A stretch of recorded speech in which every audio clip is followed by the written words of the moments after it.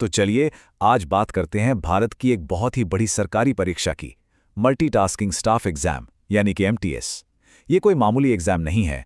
लाखों लोगों के भविष्य का सवाल होता है इससे जुड़ा हुआ। तो मन में सवाल आता है ना कि आखिर क्या लगता है इस परीक्षा को पास करने में। चलिए आज कुछ असली सवालों पे नजर डालते हैं और देखते हैं कि इस चुनौती के लिए किस तरह की स्किल्स चाहिए। सबसे पहले तो जरा इसका स्केल समझिए। हम कुछ हजार लोगों की बात नहीं कर रहे हैं। हर साल लाखों लोग इन नौकरियों के लिए अप्लाई करते हैं। सोचिए, यही बात इसे देश की सबसे मुश्किल परीक्षाओं में से एक बनाती है। यहाँ खेल सिर्फ नॉलेज का नहीं है, स्पीड और एक्यूरेसी का भी है। तो चलिए शुरू करते हैं। तो सबसे पहली चुनौती गणित यानी न्यूमेरिकल और मैथमेटिकल एबिलिटी। इन जॉब्स में ना तेजी से और बिल्कुल सही सही कैलकुलेशन करने की जरूरत पड़ती है। तो देखते हैं सवाल कैसे आते हैं। ओके, तो पहला सवाल ज्योमेट्री से है। एक रोम्बस है यानी समचतुर्भुज जिसके डायगोनल्स हैं 4 सेंटीमीटर और 5 सेंटीमीटर। तो इसका एरिया यानी क्षेत्रफल क्या होगा? सोचिए, टाइम बहुत कम होता है एग्जाम में। और सही जवाब है 10 सेंटीमीटर स्क्वायर। मजे की बात यह है कि इसका फॉर्मूला बहुत ही सिंपल है। एरिया होता है हाफ इंटू पहला डायगोनल इंटू दूसरा डायगोनल, मतलब हाफ इंटू 4 इंटू 5 जो हो गया 10। सवाल देखने में थोड़ा मुश्किल लग सकता है पर हल करने में काफी आसान है। अब अगला सवाल है डेटा इंटरप्रिटेशन का। यहां स्क्रीन पर एक गारमेंट कंपनी का सेल्स डेटा है। 4 अलग अलग ब्रांच हैं और 2 साल का डेटा है, 2010 और 2011 का। जरा इन नंबर्स पर गौर कीजिए क्योंकि अगला सवाल इसी टेबल पर बेस्ड है। तो सवाल ये है कि 2010 और 2011 को मिला के किस ब्रांच की टोटल सेल्स सबसे कम थी?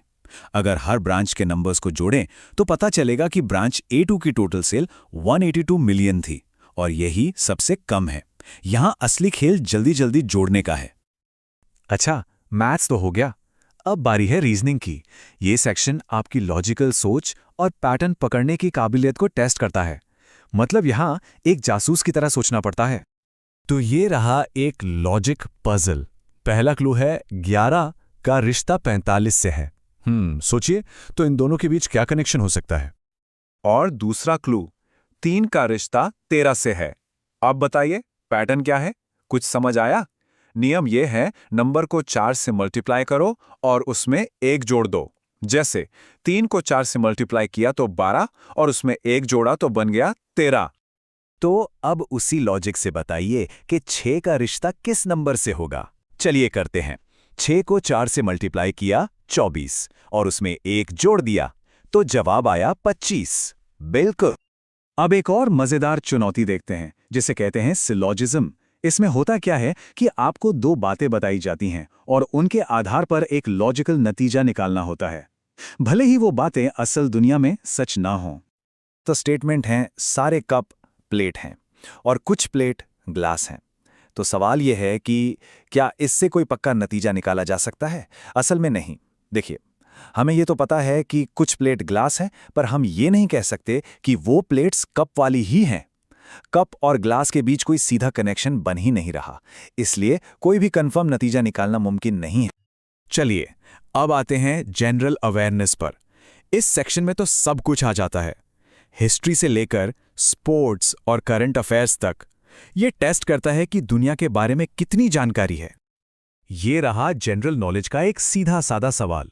2011 का जो सेंसस था ना, उसके आंकड़े आज भी कई एग्जाम्स में पूछे जाते हैं। तो उस सेंसस के हिसाब से भारत का सबसे ज्यादा आबादी वाला मेट्रो शहर कौन सा है? और जवाब है मुंबई।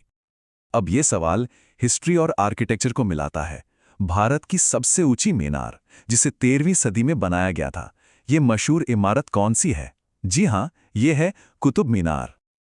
और अब एक सवाल स्पोर्ट्स की दुनिया से। डॉल्फिन किक शब्द किस खेल में इस्तेमाल होता है? इसका सही जवाब है स्विमिंग यानी तैराकी। यह सवाल दिखाता है कि जनरल नॉलेज सेक्शन में कहीं से भी कुछ भी पूछा जा सकता है।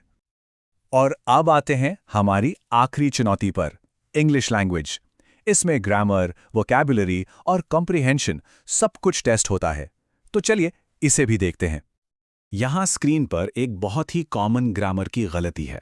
लोग अक्सर सीनरीज बोल देते हैं, पर ऐसा कोई शब्द है ही नहीं, क्योंकि सीनरी एक अनकाउंटेबल नाउन है।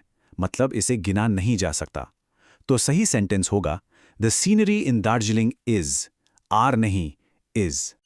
अब इस सेंटेंस को जरा ध्यान से पढ़िए। क्या इसमें कोई स्पेलिंग मिस्टेक दिख रही है? हाँ, बिल्कुल है। शब्द है कॉन्स्पिरेसी, जिसकी स्पेलिंग गलत है।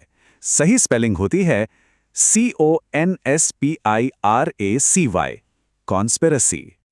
और आखिर में एक इडियम यानी मुहावरा, अ ब्लू आइड बॉय। इसका मतलब क्या होता है? इसका मतलब होता है कोई ऐसा इंसान जो किसी का बहुत फेवरेट हो, जिसे खास अटेंशन मिलती हो। तो हमने मैथ्स, रीजनिंग, जनरल नॉलेज और इंग्लिश चारों सेक्शन के सवाल देख लिए। तो अब सवाल ये उठता है कि इस एग्जाम को क्लियर करने के लिए आखिर चाहिए क्या? तो ये हैं वो सारी मेन स्किल्स जो इस एग्जाम में टेस्ट होती हैं। आपकी मैथ्स की एबिलिटी, लॉजिकल सोच, जनरल अवेयरनेस, लैंग्वेज पर कमांड और सबसे ज़रूरी प्रेशर में प्रॉब्लम सॉल्व करने की क्षमता, मतलब दिमाग को शांत रखकर काम करना। तो आखिर में एक सवाल रह जाता है कि MTS जैसे ये जो कॉम्पिटिटिव एग्जाम्स होते हैं वो असल में क्या मापते हैं? क्या ये सिर्फ हमारी नॉलेज का टेस्ट है, या फिर ये इस बात का इम्तिहान है कि हम टाइम के प्रेशर में कितना अच्छा सोच सकते हैं और परफॉर्म कर सकते हैं? ये सोचने वाली बात है ना?